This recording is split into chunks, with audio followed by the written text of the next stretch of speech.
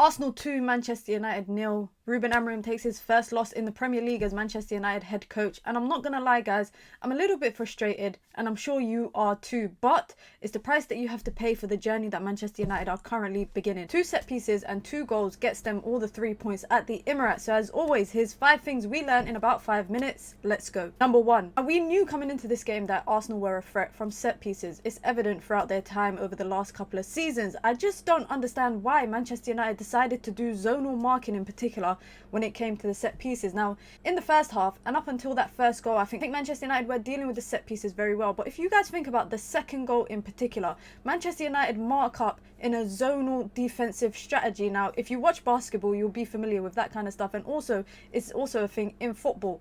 Mazraoui had to deal with 3 players at the back post by himself. Manchester United players, there was quite a few of them that weren't marking anyone. I just don't know why Manchester United decided to approach the game, particularly with the set pieces, in a zonal marking strategy. Now, I'm sure Ruben Amorim will definitely have a lot to say about the game. Also, they'll definitely take a lot to learn from it. But coming into the game, we knew how much of a threat Arsenal were from set pieces, and that's how they got their 2 goals. Number 2, Matthias de Ligt. Despite the fact that Manchester United conceded 2 goals, I think he had a very good performance. Now, he started off on the right side of the back 3, then moved in centrally. Another player that I thought had a good game before coming off was Harry Maguire. And you know what? Harry Maguire is an example of players that I like.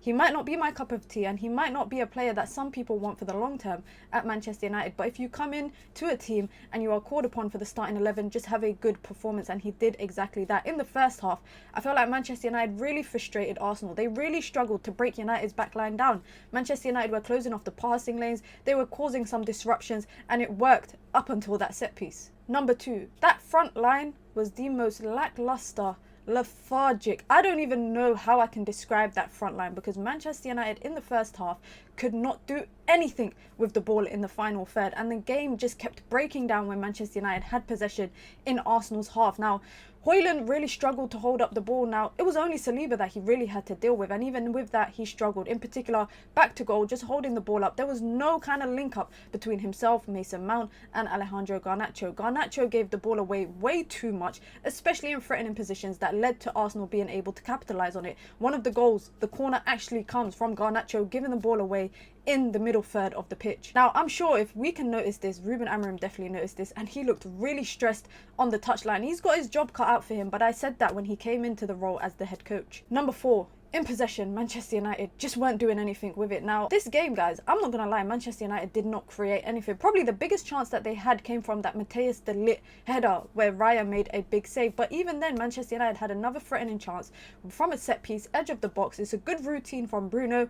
Anthony, with time, could have played it across the box, but he side foots it, David Raya, straight into the keeper's hands. It's just moments like those that could really, really change the game, and it's really frustrating to see. And last but definitely not least, this was Ruben Amorim's first, probably biggest test as Manchester United head coach, and it's very clear, I think, that you can see the signs of what Ruben Amorim wants in possession. But does Manchester United have the capabilities? Do the players have the capabilities to be able to execute exactly what Ruben Amorim wants? In the first half, I saw little glimpses of it, but because of the front line, I feel like Manchester United couldn't really do anything with the ball in possession. Now, there was particular moments, especially in the first 15 minutes, I definitely saw it, where Manchester United will have the ball on the left-hand side and be able to switch the ball to the right-hand side. Ruben Amorim has spoken about that as a head coach as well, talking about, you know, the team being able to switch the play quickly, utilize the space out wide if necessary, and they did just that.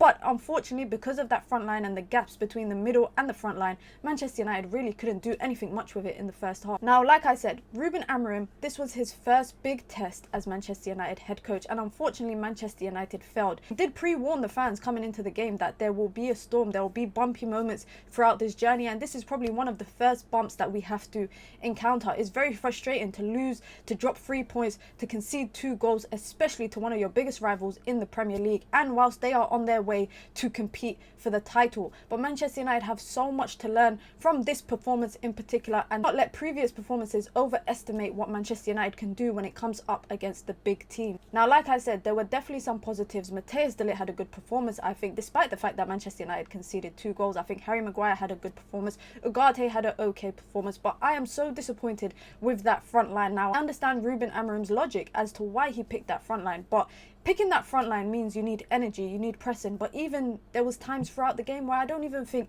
Manchester United had that. And the substitutions, I think some of it took the sting out of the game. Marcus Rashford, I've definitely seen better performances from him. There were little moments in the game where Amad Diallo was able to get at Zinchenko, and I felt like that was Manchester United's biggest threat, but suddenly it just stopped. Now, like I said, it's annoying dropping 3 points after Manchester United were on a winning streak, but let me know your thoughts of the game. What did you lot think of the game, and what is the biggest problem that Ruben Amorim probably has to fix at Manchester United? As always, guys, be sure to hit the like button and be sure to subscribe if you're new here.